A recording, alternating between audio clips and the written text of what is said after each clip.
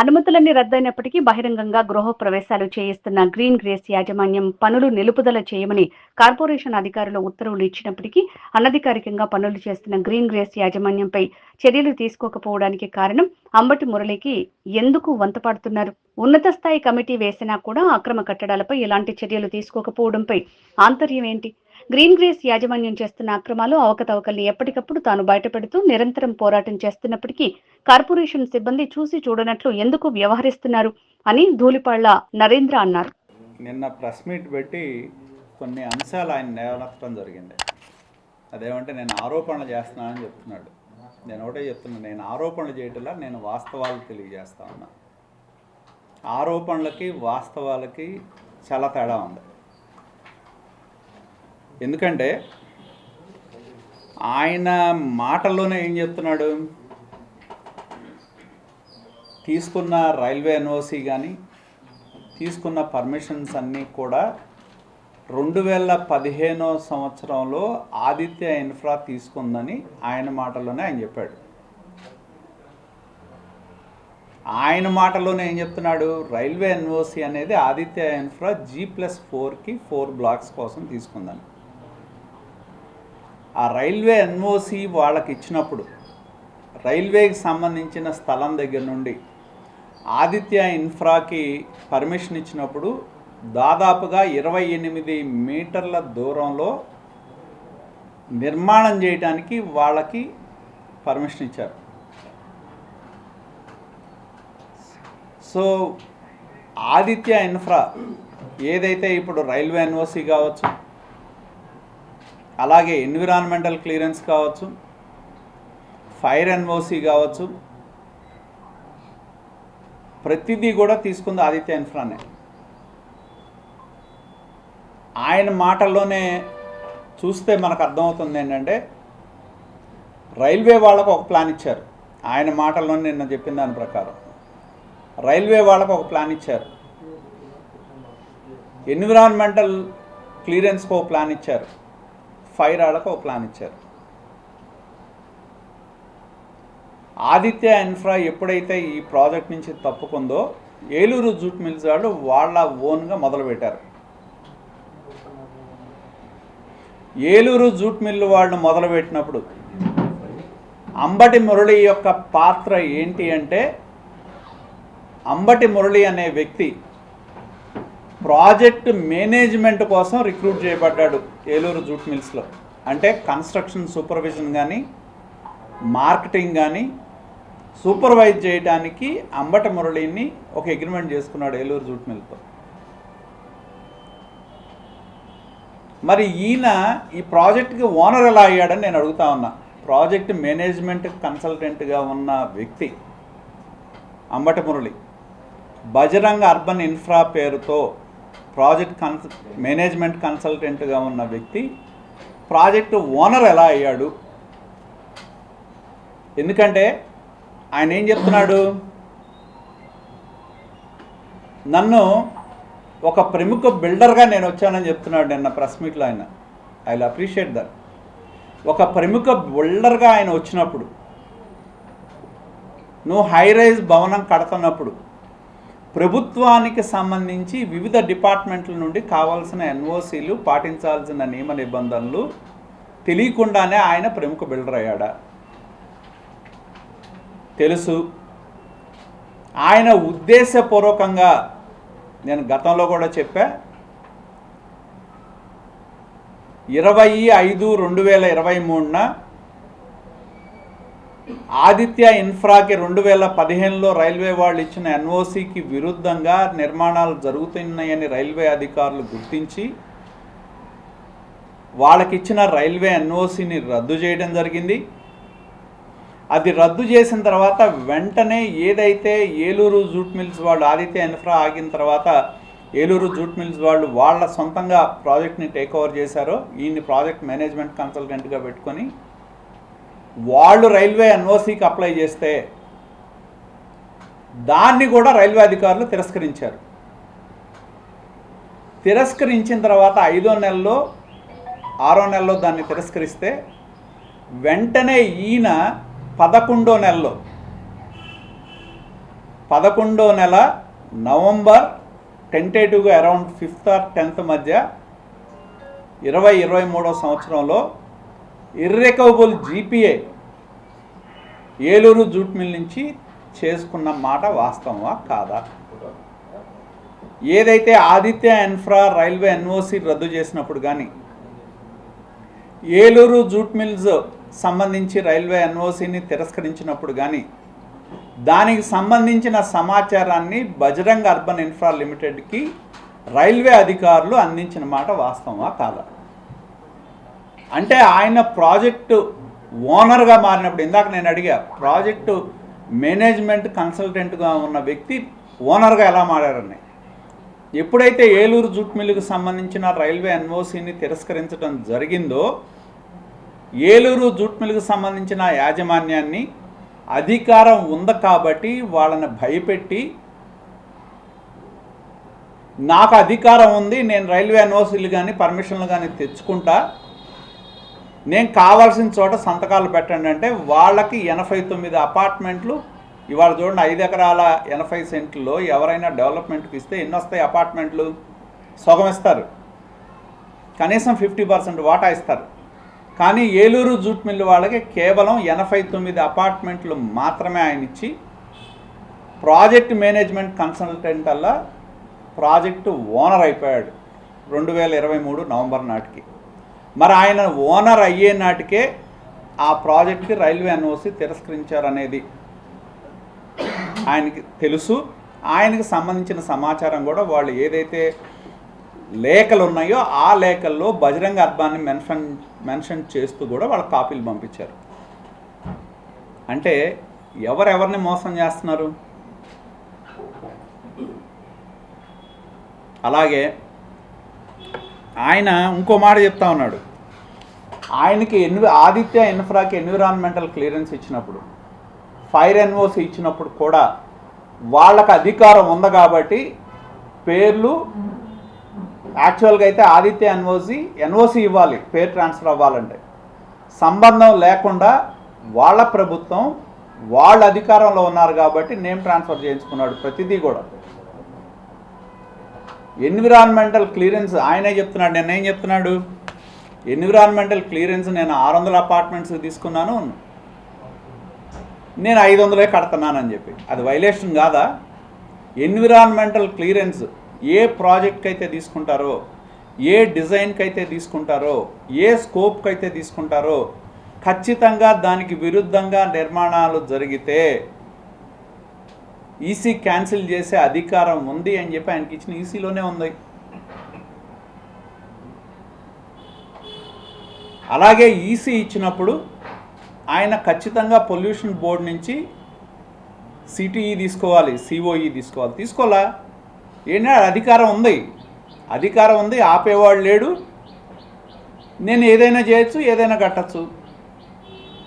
అంతకు తప్పితే ఆయన చెప్పినట్టు పేరున్న బిల్డర్గా పాటించాల్సిన నిబంధనలు పాటించుంటే ఈ పరిస్థితి ఇవాళ ఉండేదా అని నేను అడుగుతా ఉన్నా. రెండోది ఆయన ఏం చెప్తున్నాడు, రాష్ట్ర సంపద సృష్టిస్తుందని చెబుతున్నాడు. సంపద ఎవరికి? రాష్ట్రానికి సృష్టించదు, అంబటి మురళీకృష్ణ సృష్టిస్తుంది. సైటు ఓనర్కి కూడా సృష్టించదు. ఇందా నేను చెప్పా, 5 ఎకరాల 86 సెంట్లు ఇచ్చిన ఏలూరు జూట్ మిల్ ఓనర్కేమో 89 అపార్ట్మెంట్స్ వస్తాయి. ఇవాళ ఆయన ఏదైతే బజరంగ్ ఫౌండేషన్ పేరు మీద నేను రకరకాల హెల్త్ క్యాంపులు పెట్టా, లేకపోతే నేను కార్డులు ఇచ్చా, హార్ట్ ఆపరేషన్లు చేశా అనే దానికి అసలు ఏలూరు బజరంగ్ ఫౌండేషన్ అనేది రిజిస్టర్డ్ బాడీయా? మరి బజరంగ్ ఫౌండేషన్ పేరు మీద ఈయన ఖర్చు పెట్టిన డబ్బులు ఎక్కడే? ఈ ప్రాజెక్టులోయే కదా. అలాగే మొన్న ఎన్నికల సందర్భంగా ఏదైతే ఆయన ఎలక్షన్స్ కోసం కూడా ఈ నిధులు డ్రా చేసి ఉపయోగించాడు.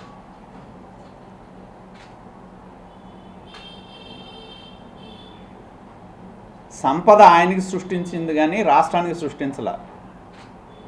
నిజంగానే ఆయనకి సంపద ఎప్పుడు కేవలం ఓనర్కి 89 ప్లాట్లు ఇచ్చినాడు. అంటే ఆయన ఖర్చు సగం తగినట్టే కదా. ల్యాండ్ ఆయనది కాదు, కోట్ల విలువైన భూమి ఆయనది కాదు. 89 అపార్ట్మెంట్లు మాత్రం ఇచ్చాడు. ఏమన్నా రూపాయి తక్కువకి అమ్మాడు ఆయన? ఏమన్నా సమాజం కోసం ఆయన ఏమన్నా రూపాయి, ఇదిగో నాకు 89 అపార్ట్మెంట్లే ఓనర్కి ఇచ్చాను, ఇంత విలువైన కోట్ల విలువైన భూమి నాకు తక్కువలో వచ్చింది కాబట్టి నేను కూడా సమాజాన్ని ఉద్ధరిద్దాం, కాబట్టి నేను ఏదైనా తక్కువ ధరకు నేను అపార్ట్మెంట్లు ఇస్తా ఏమైనా ఇచ్చాడా? లేదే. మార్కెట్ ధరకు అనుగుణంగానే అమ్మాడు ఆయన.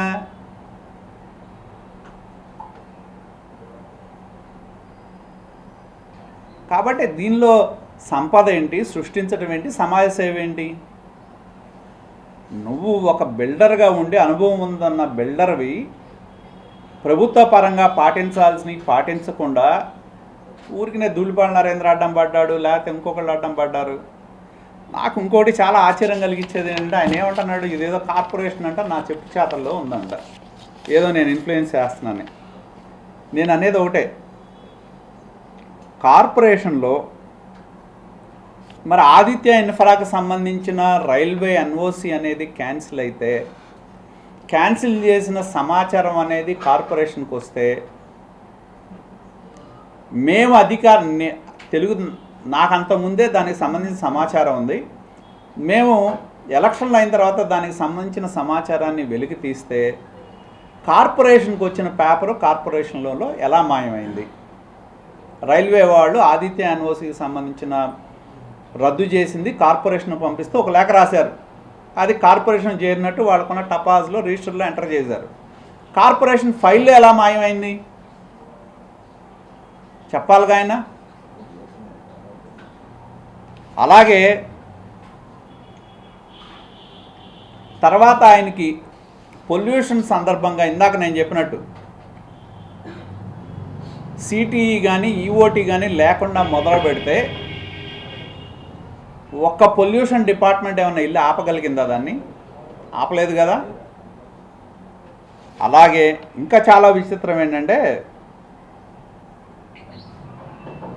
ఏదైతే కూటమి ప్రభుత్వం వచ్చిన తర్వాత కూడా ఆదిత్య ఇన్ఫ్రాకు సంబంధించిన రైల్వే ఎన్ఓసి క్యాన్సిల్ చేసిన తర్వాత కూడా అదే రైల్వే ఎన్ఓసిని పెట్టి 9వ నెల 24వ సంవత్సరం కూటమి ప్రభుత్వం వచ్చిన తర్వాత ఆయన ఆన్లైన్లో ఆయన బిల్డింగ్ పర్మిట్ ఆర్డర్ వచ్చింది. అవునా కాదా? నేను ఆయనే చెప్తున్నాడు, బిల్డింగ్ పర్మిట్ ఆర్డర్ నేను నిన్ను ఫ్లోర్లో తెచ్చుకున్నాను, దానికి ఏం కాగితాలు పెట్టావు? ఏదైతే ఆదిత్య రైల్వే ఎన్ఓసి క్యాన్సిల్ చేయబడిన తర్వాత కూడా పాత రైల్వే ఎన్ఓసిని ఆన్లైన్లో పెట్టి కూటమి ప్రభుత్వం వచ్చిన తర్వాత కూడా బిల్డింగ్ పర్మిట్ ఆర్డర్ నీకు వచ్చిందా లేదా? అదేవిధంగా ఆయన ఫైర్ ఎన్ఓసి కూడా అప్పటి వరకు ఆయనకి లేదు. ప్రభుత్వం మారిన తర్వాత ఆటోమేటిక్గా కూటమి ప్రభుత్వం వచ్చిన తర్వాత ఫైర్ ఎన్ఓసి తెచ్చుకున్నాడు వాళ్ళ పేరు మీద.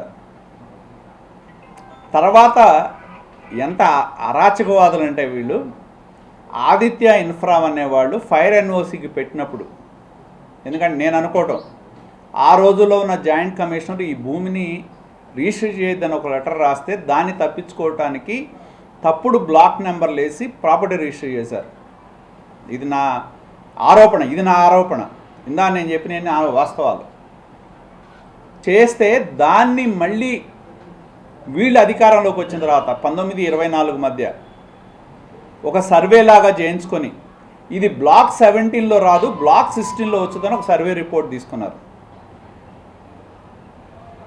అందుకని ఫైర్ ఎన్ఓసి అధికారులు, మీరు ఒరిజినల్గా తీసుకున్న ఫైర్ ఎన్ఓసి బ్లాక్ 17లో ఉంది మీ ప్రాపర్టీ, మీరు సబ్సిక్వెంట్ డాక్యుమెంటు బ్లాక్ 16 అని పెట్టారు కాబట్టి దాన్ని విత్డ్రా చేస్తున్నాం అని చెప్పి లెటర్ ఇచ్చారు. అవునా కాదా?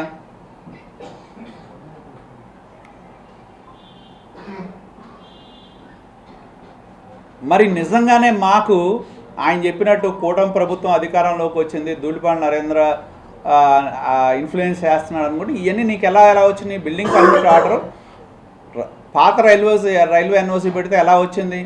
నీ పేరు మీద ఫైర్ ఎన్ఓసి ఎలా ట్రాన్స్ఫర్ అయింది?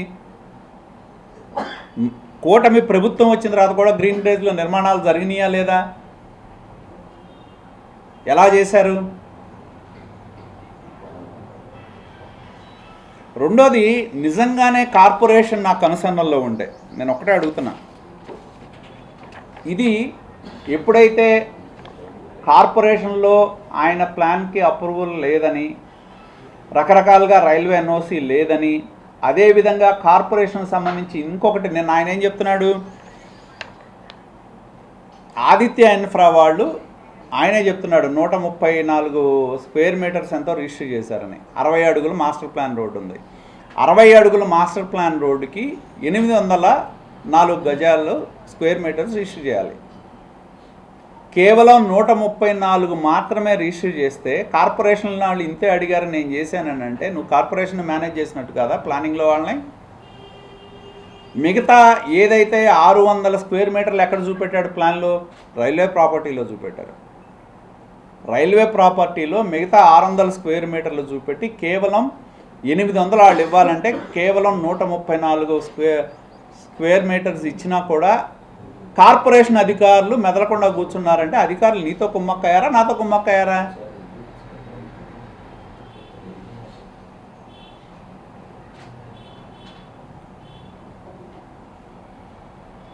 అలాగే ఈ వాస్తవాలన్నీ ఎప్పుడొచ్చినాయి?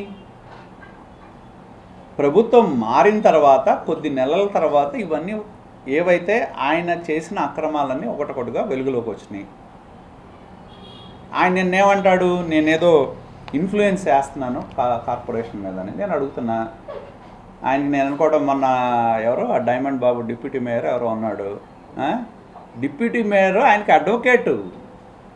ఆయన కోసం కార్పొరేషన్లో ఆయన రక్షించడానికి, ఆయన కాపాడటానికి, ఈ ప్రాజెక్ట్ అక్రమ నిర్మాణం జరగడానికి ప్రధాన భూమిక పాత్ర పోషించిన వ్యక్తి. ఇప్పుడు ఏదైతే 1180 అక్రమ కన్స్ట్రక్షన్స్ ఉన్నాయని చెప్పాడు, ఇదే మాట డైమండ్ బాబు మాట్లాడాడు. ఇదే మాట ప్రైవేటుగా డిప్యూటీ మేయర్గా ఉన్న డైమండ్ బాబు మాట్లాడాడు.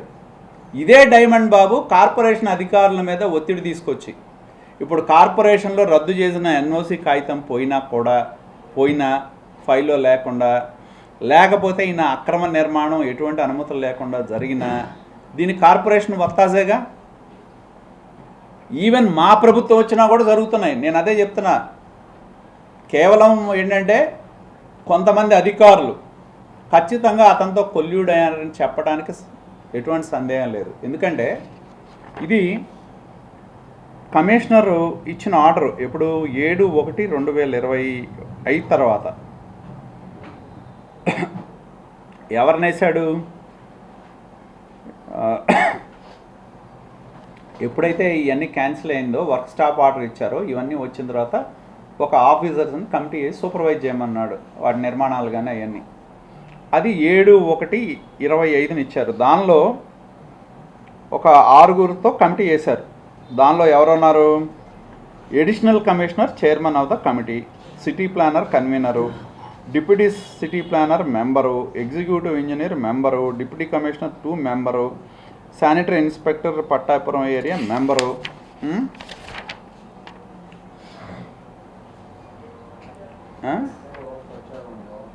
దానికి ఏసీ 7/1/25 ఆర్డర్ ఇచ్చారండి. ఇస్తే నీకు వర్క్ స్టాప్ ఆర్డర్ ఉంది కార్పొరేషన్ నుంచి, పొల్యూషన్ వాళ్ళ దగ్గర నుంచి నాట్ టు కన్స్ట్రక్ట్ అనే ఆర్డర్ ఉంది. కమిషనర్ గారు 7/1/25 6 అడిషనల్ కమిషనర్ స్థాయి అధికారితో కమిటీ చేశారండి. ఏం జరిగింది, ఏం విజిట్ చేశారు, ఏంటి వేసిన తర్వాత ఈ కమిటీ వెళ్ళిందా ఎప్పుడన్నా? మరి వెళ్తే నిన్న మొన్న అపార్ట్మెంట్లు పూర్తి చేసుకొని ప్రారంభోత్సవాలు ఎలా చేస్తారు?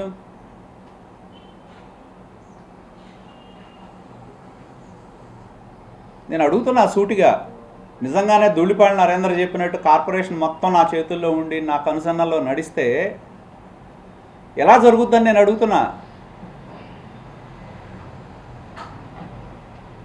ఎవరితో కొల్యూజ్ అవుతున్నారు?